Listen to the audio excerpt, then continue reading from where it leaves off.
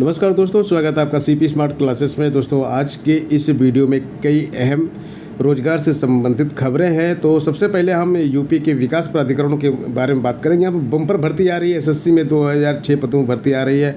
Assistant professor भर्ती के बारे में अपडेट है। यहाँ पे यूपीपीएससी में की भर्तियों में नकल विरोधी कानून लागू हो रहा है।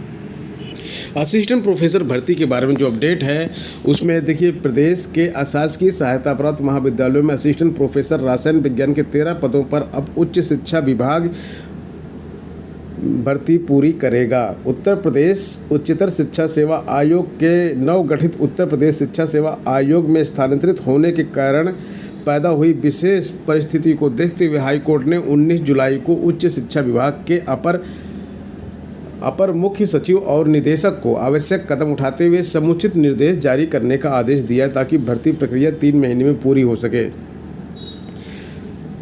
उच्च शिक्षा सेवा आयोग ने 15 फरवरी 2021 को विज्ञापन जारी किया था, जिसमें असिस्टेंट प्रोफेसर रसायन विज्ञान के 159 पद शामिल थे। इसका परिणाम घोषित किया जाने के बाद असफल उम्मीदवारों ने हाईकोर्ट के कुछ प्रश्नों को गलत होने या पाठ्यक्रम के बाहर होने को लेकर याचिकाएं की थी। इस पर हाईकोर्ट ने 13 पदों को रिक्त रखते हुए शेष पर चयन प्रक्रिया पूरी करने के आदेश दिए थे। वो चयन प्रक्रिया तो पूरी हो गई, लेकिन अब इन 13 पदों का चयन प्रक्रिया रुकी हुई थी। और इसी बीच में क्या हुआ, उच्चतर शिक्षा सेवा आयोग जो है चेंज हो गया, ये मर्ज हो गया नए शिक्षा आयोग में।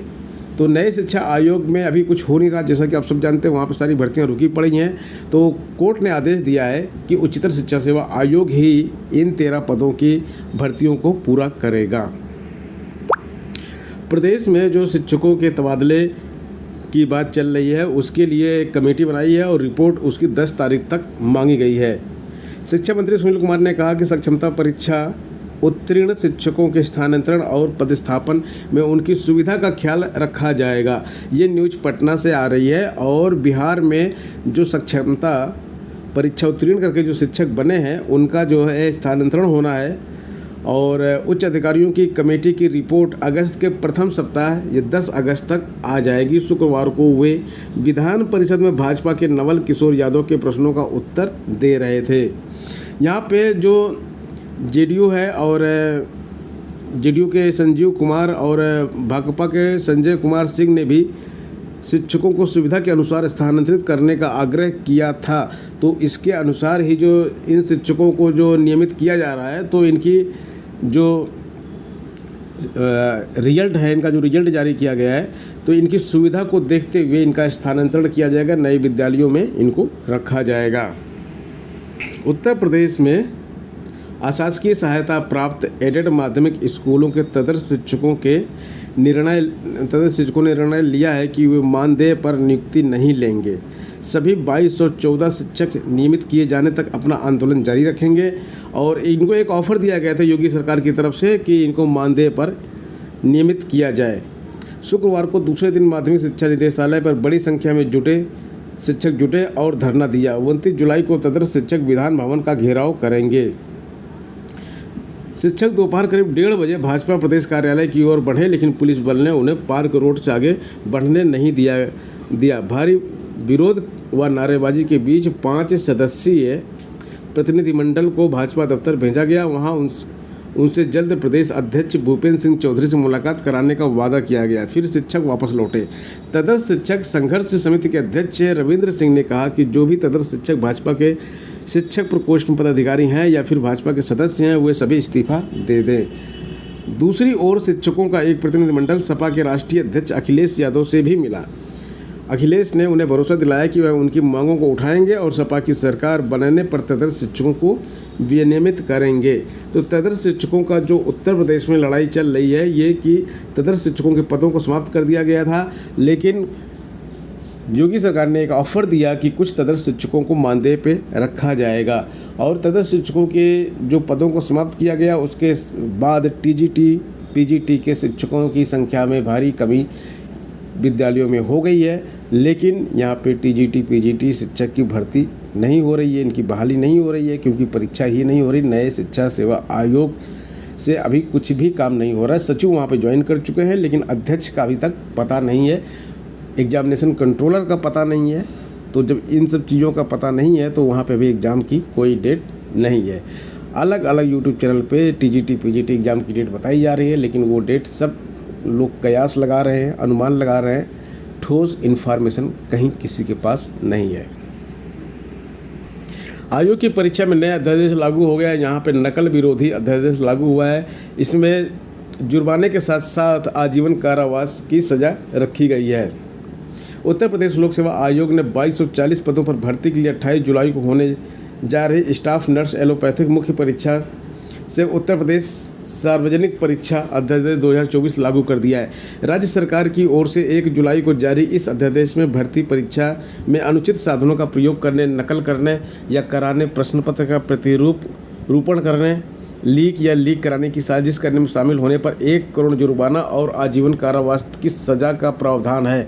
तो ये बहुत ही स्ट्रिक्ट कर दिया गया है अब कि 1 करोड़ रुपए का जुर्माना दीजिए या फिर आजीवन कारावास भुगतिए। तो अब इससे क्या होगा कि जो नकल माफिया हैं और जो इलीगल तरीके से सेलेक्ट होना चाहते हैं उन पर एक नकेल कसी जाएगी और वो अब जो है थोड़ा सा संकोच करेंगे, थोड़ा सा बचेंगे, क्योंकि सज़ा का प्राविधान काफ़ी कड़ा है। एसएससी से नई भर्ती जारी हुई है। 2006 पदों की संख्या है और पद का नाम है स्टेनोग्राफर। तो स्टेनोग्राफर एसएससी की एक ऐसी वैकेंसी है जो हर साल आती है। यहाँ पर ऑनलाइन आवेदन प्रक्रिया 26 जुलाई से 17 अगस्त तक चलेगी। 18 अगस्त की रात 11 बजे तक फ़ीस जमा कर सकते हैं। फॉर्म में संशोधन के लिए 27 और 28 अगस्त को किया जा सकता है।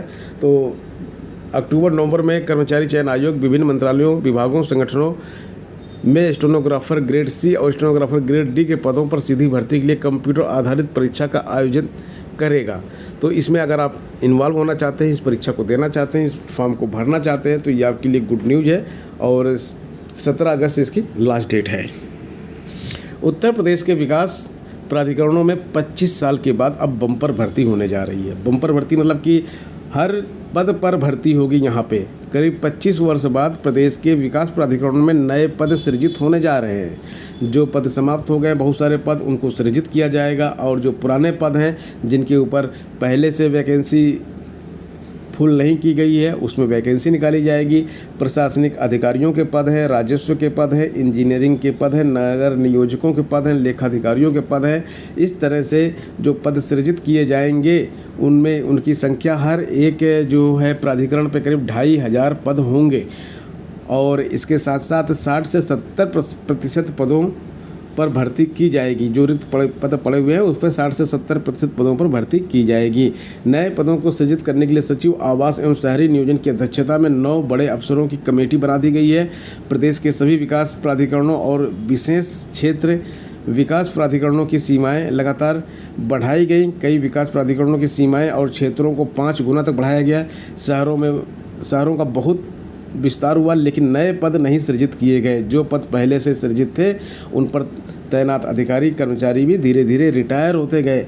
तो यहाँ पे जो विकास प्राधिकरण है, हर साल न्यूज़ में आता है कि यहाँ पे भर्ती होगी, लेकिन भर्ती अभी तक नहीं हुई है। लेकिन अब बिल्कुल ठोस कदम उठा लिया गया है, कमेटी बना दी गई है, नए पद सृजित कर दिए जाएंगे और करीब 2500 पद एक विकास प्राधिकरण में सृजित किए जाएंगे। इस तरह से बहुत सारे विकास प्राधिकरण हैं, यानी कि बम्पर भर्ती होगी। यहाँ पे 15-20 हज़ार पदों पर भर्ती होगी। उसमें कई तरह के पद होंगे, जिसमें कुछ कर्मचारियों के, कुछ अधिकारियों के, कुछ टेक्निकल स्टाफ के।